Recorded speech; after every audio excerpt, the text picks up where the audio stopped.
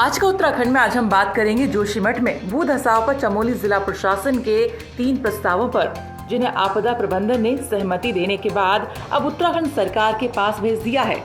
इन प्रस्तावों के तहत पहला विकल्प है वन टाइम सेटलमेंट, जिसके तहत प्रभावितों को जमीन और मकान का एक साथ मुआवजा दिए जाने के बाद प्रभावित कहीं भी जमीन खरीदकर अपना मकान बना सकता है या फिर अन्य जगह पर शिफ्ट हो सकता है। वहीं दूसरे विकल्प में 100 वर्ग मीटर जमीन प्रभावितों को दी जाएगी और उस पर प्रभावित अपना मकान बना सकता है। इसमें प्रभावित को अपने मकान का पूरा मुआवजा दे दिया जाएगा ताकि वो अपना मकान सरकार के द्वारा दी गई 100 वर्ग मीटर में बना सके। तीसरे विकल्प में प्रभावितों के लिए 75 वर्ग मीटर में सरकार के द्वारा ड्यूप्लेक्स भवन बनाने के बाद उन्हें सौंपा जाएगा। इन तीनों पर प्रशासन की सहमति बन चुकी है। अब ये प्रस्ताव उत्तराखंड सरकार के पास है और वो कभी भी इन मुद्दों को कैबिनेट में पास कर सकती है। आपको बता दें कि 1 माह का समय होने को है। जोशीमठ के प्रभावित राहत कैंपों में रह रहे हैं। ऐसे में प्रभावितों के लिए उत्तराखंड सरकार के द्वारा कमेटी बनाने के बाद अनेकों सुझाव और कार्य किए जा रहे हैं। ऐसे में प्रशासन के द्वारा दिए गए 3 सुझावों पर प्रभावित लोगों का क्या कहना है। सबसे पहले Joshimath hotel mount view Malari inn के ऊपर माधवी सटी में जो पूर्व नगर पालिका अध्यक्ष भी रह चुकी हैं और इनका घर पूरी तरह दरारों से पटा पड़ा था और अब इनका मकान भी प्रशासन के द्वारा तोड़ा जा रहा है। ऐसे में माधवी सती का कहना है कि जो 3 ऑप्शन सरकार के द्वारा दिए गए हैं उसमें अभी तक ये नहीं बताया गया है कि कहाँ मकान बनाकर देगी सरकार। 75 वर्ग मीटर में जो मकान देंगे, अगर बहुत बड़ा परिवार है तो गुजारा कैसे होगा, अभी सरकार की तरफ से पूरी बातें स्पष्ट नहीं हो पाई हैं। जो 3 ऑप्शन सरकार ने दिए हैं, नंबर 1 उसमें तो अभी ज़मीन का कोई वो नहीं है कि वो कहाँ हमें मकान बना के देंगे। और जो ये है कि 75 वर्ग मीटर पे वो मकान देंगे, अगर बहुत बड़ा परिवार है तो 75 वर्ग मीटर पे कैसे हमारा गुजारा होगा। भाई 10-10 12 आदमियों की कंबाइंड फैमिली है और एक मकान सरकार देती है। हमारे तो डबल स्टोरी मकान थे, तो ये भी स्पष्ट नहीं है कि वो एक ही मंजिल देंगे या 2 मंजिल देंगे। उसमें कह रहे हैं कि बाकी का पैसा देंगे, तो पैसा बाकी आधा परिवार हम कहाँ बसाएंगे। ये कुछ बातें जो अभी स्पष्ट नहीं है। जब सरकार की तरफ से पूरा स्पष्टीकरण हमें मिल जाए तो ठीक है, ऐसे कोई वो नहीं है। विस्थापित तो हम हो ही चुके हैं, घर टूट गया है तो विस्थापन एकमात्र हमारे पास ऑप्शन है। लेकिन यही है कि ज़मीन और जो सरकार की स्पष्ट नीति आएगी तो कोई नहीं, ठीक है। वहीं मनोहर बाग में रोहित परमार का कहना है कि अभी तक जो सरकार के द्वारा 3 विकल्प दिए गए हैं उसमें सिर्फ मकान और उस भूमि का मुआवजा दिए जाने की बात कही जा रही है। पहले जब तक कि भूमि का दरों का निर्धारण नहीं हो जाता है तब तक हम लोग भी निर्णय नहीं ले पा रहे हैं। ठीक है, सरकार ने 3 ऑप्शन दिए हैं, लेकिन उसमें सिर्फ हमारे मकानों का मुआवजा और भूमि का मुआवजा की बात की गई है, लेकिन उसमें स्पष्ट नहीं किया गया कि भूमि का दर हमें किस हिसाब से दिया जाएगा। क्योंकि हमारे जोशीमठ की जो भी भूमियाँ हैं वो एक कमर्शियल लैंड है और जब तक सरकार इसका निर्णय नहीं करेगी तो हम लोग भी इसमें निर्णय नहीं ले पा रहे हैं। वहीं होटल माउंट व्यू के पीछे रहने वाले और अब घर छोड़ नगर पालिका राहत कैंप में रह रहे दिगंबर का कहना है कि जो सरकार के द्वारा 3 विकल्प दिए गए हैं, सरकार को पहले ये बताना चाहिए कि 60% वह कौन सी भूमि है जो सुरक्षित है, उसके बाद ही हम लोग कुछ सोच पाएंगे। सरकार द्वारा 3 विकल्प तो रखे गए हैं। एक तो प्रथम विकल्प रखा है कि one time settlement. One time settlement में आपने अभी तक बिल्कुल भी तय नहीं किया कि आप कितना मुआवजा देंगे हम लोगों को। हमारी जब 3 तारीख से हम लोग बेघर हो चुके हैं और अभी तक कोई नीति नहीं बन पाई है। आपने बड़े बड़े अखबारों में के माध्यम से, फेसबुक के माध्यम से तो कह दिया है कि आपका वन टाइम सेटलमेंट किया जाएगा, पर किस आधार पर किया जाएगा। जब हमने पहले हल्ला किया था, अपने घरों में वापस गए थे हम दोबारा, तो उस समय हमें ये बताया गया कि CPWD के रेट पे 3250 2700 के आवासीय रेट दिए जाएंगे। तो जो मैं अखबारों के माध्यम से देख रहा हूँ कि आज दे रखा है कि 20,685 रुपये और उस पर 15% तो हो, वो मिलाकर आपका 23,000 लगभग हो रहा है। तो क्या हमारी मकानें वन टाइम सेटलमेंट होने पर भी क्या हमारी अन्य मार्केटों में इस मानक के अनुसार इस मुआवजे के आधार पर क्या मकानें दोबारा बन सकती है? निसंदेह आदमी बिल्कुल अब ऐसी स्थिति में आ गया है कि क्या करे वो। वन टाइम सेटलमेंट चाहे, भूमि का बदले भूमि चाहे, या कोई अन्य जो सरकार कह रही है कि हम आपको बना कर देंगे। आप अगर कहीं पे किसी को प्रभावितों को भूमि देना चाह रहे हैं तो आप पहले ये बताइए कि कौन सी भूमि सुरक्षित है। आपने जोशीमठ के मानक रखे 60-40 की, 60% सरकार कह रही है कि 60% भूमि सुरक्षित है। तो आप हमें ये बता दीजिए कि जो 60% भूमि है वो कहाँ पे सुरक्षित है। तभी तो आदमी कोई अगर भूमि की मांग करेगा कोई व्यक्ति तो वो भूमि के बदले भूमि लेगा। कहीं हमें ऐसे देहात में भूमि दी जाएगी जो जोशीमठ की तर्ज पे, मतलब जैसी वैल्यू जोशीमठ की है। मतलब जोशीमठ के जब हम लोग NH 54 से 50 मीटर की दूरी पर रहते हो तो क्या हमें इसी प्रकार की भी अगर कहीं अन्य भूमि दी जाती है, क्या इसी प्रकार की भूमि दी जाएगी, वन टाइम सेटलमेंट दिया जाएगा, क्या हम इससे खुश रह पाएंगे या नहीं? जब तक ये पूरा निष्कर्ष नहीं निकल पाता है कि आप वन टाइम सेटलमेंट दे रहे हैं तो वन टाइम सेटलमेंट में क्या आप हमारा रोज़गार भी दे पाएंगे, हमें हमारी बच्चों की जो एजुकेशन यहाँ पे है क्या उसको भी दे पाएंगे? ये पूरी चीज़ें जो वन टाइम सेटलमेंट का मुद्दा है उसमें सब चीज़ होने का आपको रोज़गार से जोड़ा जाएगा। आपके बच्चों को जिस प्रकार से कॉन्वेंट में पढ़ने वाले विद्यार्थी हैं उनको उस प्रकार की शिक्षा वहाँ पे मुहैया करे, तो तभी तो आदमी जाके वन टाइम सेटलमेंट देगा। इन सभी मुद्दों से अभी हम भी बड़ी दुविधा में है कि अब जो मानक तय किए गए उसमें होता क्या है। अब ये भगवान के भरोसे है। सरकार पहले शीघ्र ही भूमि वन टाइम सेटलमेंट के पहले शीघ्र मुआवजे पहले निष्कर्ष निकाले कि हम उसका शासनादेश जारी करें कि हम इतना आपको मकान का मुआवजा इतना देंगे और ज़मीन का इतना देंगे। उसी के आधार पर हम कोई चीज़ बाद में बता पाएंगे आप। वहीं अपने घरों से बाहर हुए चंडी प्रसाद प्रभावित का कहना है कि उन्हें जोशीमठ से बाहर नहीं जाना है। उनके मकानों में दरार है, लेकिन अगर उनकी जमीन ठीक है तो उन्हें अपने मकान सही करने दिए जाएं ताकि जोशीमठ उन्हें ना छोड़ना पड़े, क्योंकि जोशीमठ उनकी कर्म और जन्मभूमि है। ऐसे में वो कहाँ जाएंगे? पहला जो है वन टाइम सेटलमेंट का, उसमें मैं ये कहना चाहता हूँ कि जो वर्तमान समय में हमारी जो परिस्थिति है उसमें मकान 80% जो है क्षतिग्रस्त है। उसके बावजूद भी हम इस क्षेत्र को छोड़ना नहीं चाहते हैं। और क्षेत्र इसलिए भाई, क्षेत्र से हमारा रोज़गार भी इसी क्षेत्र में है, हमारा जो यहाँ पर रहन सहन भी उसी क्षेत्र में है। अगर हम अन्यत्र कहीं भी जाते हैं तो रोज़गार के जो हमारे ये मुद्दे हैं इस पर हम क्या करेंगे? वन टाइम सेटलमेंट में जहाँ तक सरकार कह रही है कि हम एक साथ पैसा दे देंगे और आप जहाँ भी बसना चाहें, ये बहुत सरल काम नहीं है। कहीं भी बसना, पैसा अलग चीज़ है और जो क्षेत्र से हमारा जुड़ी हुई भावनाएं हैं वो अलग चीज़ है।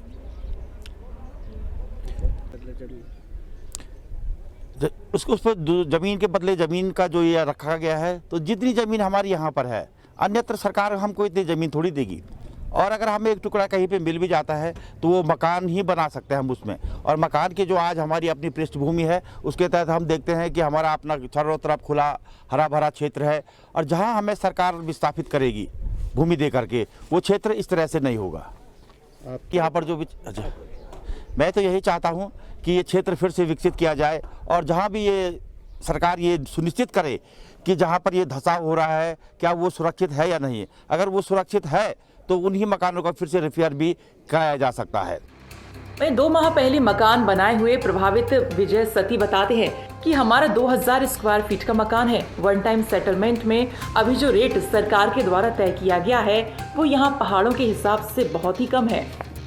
सर्वप्रथम हमारा जो मकान है वो मैंने अभी उसे 2 महीने पहले नया बनाया था। कम से कम 2000 स्क्वायर फीट का मकान है और सरकार जो कह रही कि हम मकान के बदले पैसे देंगे और भूमि के बदले भूमि देंगे, जिसमें सिर्फ 100 स्क्वायर मीटर भूमि सरकार द्वारा दी जाएगी, जो कि बहुत पर्याप्त नहीं है। जो ज़मीन के मकान बना के भी सरकार देने की बात कर रही है, वन टाइम सेटलमेंट की भी बात कर रही है, क्या करें? सरकार जो मकान बना के देने की बात कर रही है उसमें तो अभी बहुत सारी समस्याएं होंगी। वो मैंने समझता हूँ कि 6 महीने से पहले वो सारी समस्याएं सुलझा ली जाएगी। जो अन्यत्र सेट करने की या वन टाइम सेटलमेंट में अभी गवर्नमेंट ने जो रेट दिए हैं जो कमर्शियल है उनमें कम से कम 36,000 रुपये स्क्वायर मीटर दिए हैं और जो डोमेस्टिक है उसमें 30,000 के लगभग रेट दिए हैं, जो कि यहाँ पे बहुत कम है, क्योंकि ये पहाड़ी क्षेत्र होने के नाते यहाँ पे जब हम डेवलपमेंट करते हैं तो उसमें काफ़ी खर्चा आता है। तीनों प्रस्तावों पे क्या कहना चाहते हो आप? जो वन टाइम सेटलमेंट का वो है उसमें अभी मतलब गवर्नमेंट जो रुपया देगी वो पर्याप्त नहीं है। और दूसरा जो भवन बना के दे रही है उसमें भी टाइम लगेगा, और उसमें लोगों की स्कूल का, बच्चों के स्कूल का, उसमें जो सीवरेज सिस्टम होगा, पानी का जो सिस्टम होगा, लाइट का सिस्टम होगा, वो सरकार कैसे मैनेज करेगी। अगर जोशीमठ से बाहर कहीं ज़मीन दे दी है तो आप लोग जा सकते हो? हमारा तो यहीं पे पुश्तैनी वो है, घर है, तो हम तो चाहते हैं कि हमें यहीं आसपास कहीं मिल जाए ज़मीन। अभी हमारा मकान ज़्यादा क्षतिग्रस्त नहीं है, लेकिन उसके आसपास के जो क्षेत्र हैं वो ज़्यादा डेंजरस जोन में हैं, जिस कारण हमें वहाँ पे रहने नहीं दिया जा रहा है। और सरकार के जो 3 प्रस्ताव हैं उसमें से जो पहला प्रस्ताव है वन टाइम सेटलमेंट, उसमें सरकार द्वारा जो पैसा दिया जाएगा वो पैसा पर्याप्त नहीं है।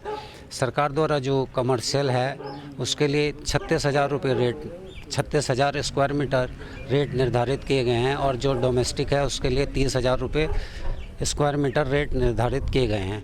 30,000 रुपये रेट डोमेस्टिक के लिए जायज़ नहीं है, क्योंकि ये पहाड़ी क्षेत्र होने की वजह से यहाँ पे डेवलपमेंट करने पे काफ़ी पैसा खर्च हो जाता है।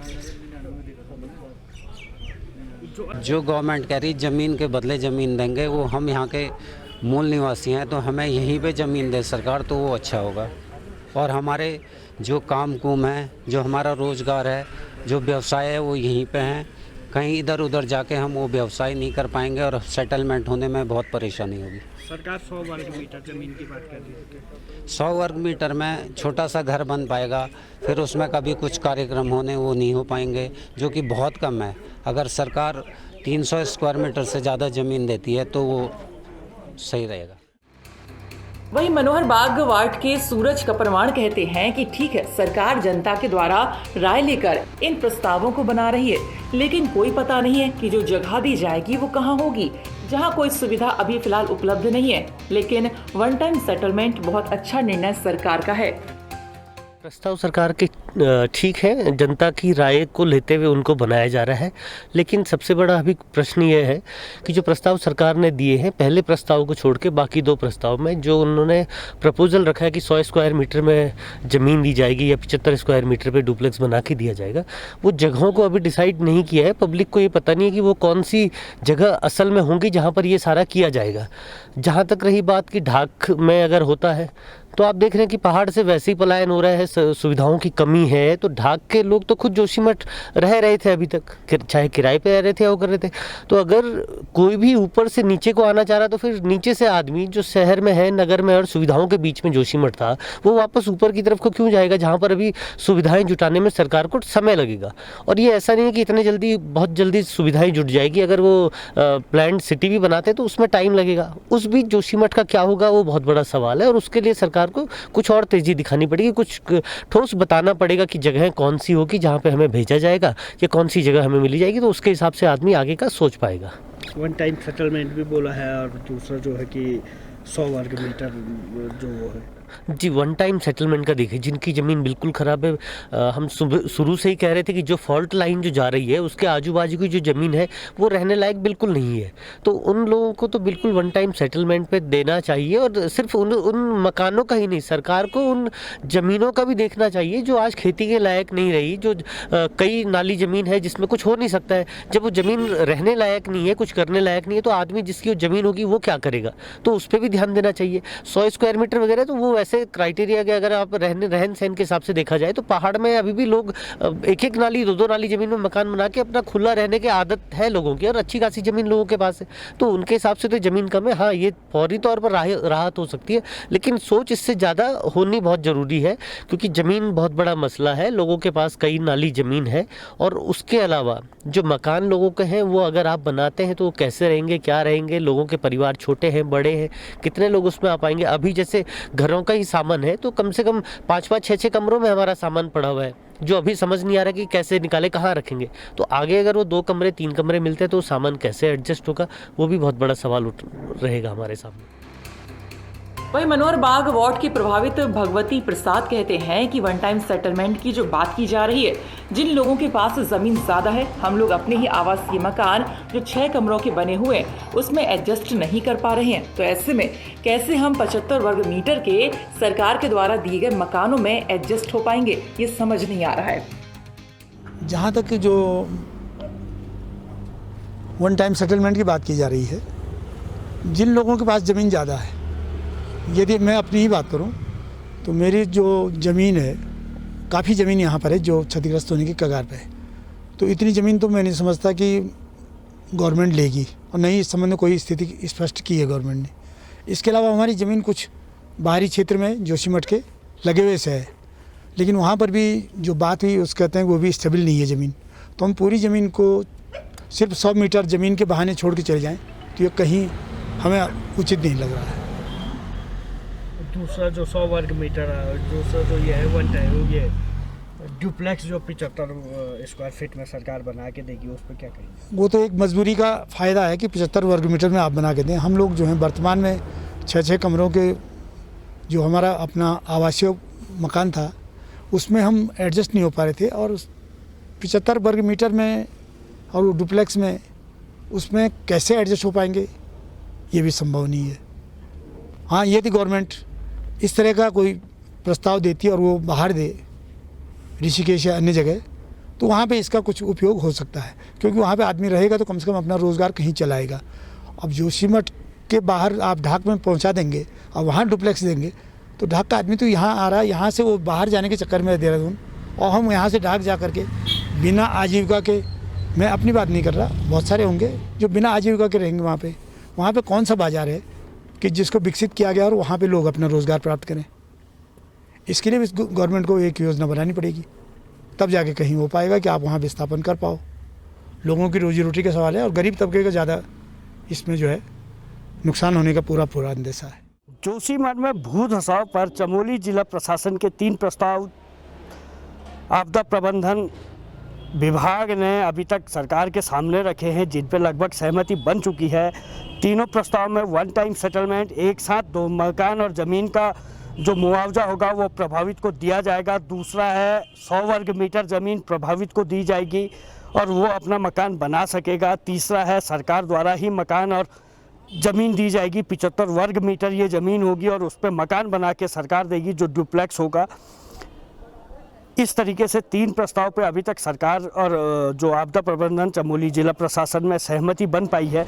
वहीं जो प्रभावित लोग हैं उनका कहना है कि उनकी ज़मीन मकान गए हैं, लेकिन उनकी यहाँ पे अन्य जगहों पे भी ज़मीन है, उसका क्या होगा, क्योंकि वे लोग यहाँ से तो जाना नहीं चाहते हैं, चाहे वो 10 किलोमीटर आगे हो या फिर अन्य जगह हो, क्योंकि जन्मभूमि कर्मभूमि यही जोशीमठ है। ऐसे में लोगों का यही है कि उनको कह के जोशीमठ में ही विस्थापन दिया जाए और ऐसी जगहों पे दिया जाए जहाँ पे ज़मीन सुरक्षित हो, क्योंकि अभी तक जो प्रस्ताव सरकार द्वारा बताया जा रहा है उस पर अभी कोई रेट का फिक्स नहीं है। ऐसे में लोग अभी भी असमंजस की स्थिति में बने हुए हैं। कमल नयन सिलोरी, जोशीमठ।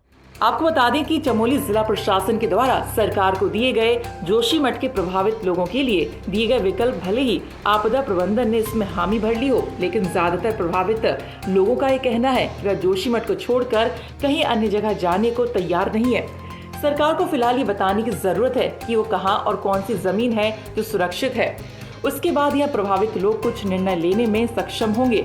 हालांकि कुछ लोगों को वन टाइम सेटलमेंट भी ठीक लग रहा है और जिनके पास मकान ही नहीं है उनको 100 वर्ग मीटर में मकान बनाना या फिर सरकार के द्वारा 75 वर्ग मीटर में डुप्लेक्स बनाकर देने की बात भी सही लग रही है, क्योंकि इस समय जोशीमठ के अलग अलग प्रभावित इलाकों में अलग अलग लोगों की अलग अलग राय ही देखने को मिल रही है। अब ऐसे में देखना होगा कि आने वाले समय में किस तरह से सरकार इन विकल्पों को प्रभावित लोगों के सामने रखती है। फिलहाल तीनों प्रस्तावों में स्पष्टीकरण नहीं है कि कहां पर जमीन दी जाएगी, कहां मकान बनाए जाएंगे। अभी तक ये बात सामने आई है कि वन टाइम सेटलमेंट लोग समझ पा रहे हैं। इसके अलावा 100 वर्ग मीटर जमीन कहां मिलेगी और 75 वर्ग मीटर में कहां मकान बनाए जाएंगे अभी ये स्पष्ट नहीं है, जिस कारण अभी लोग असमंजस की स्थिति में हैं। जोशीमठ से कमल नयन की रिपोर्ट।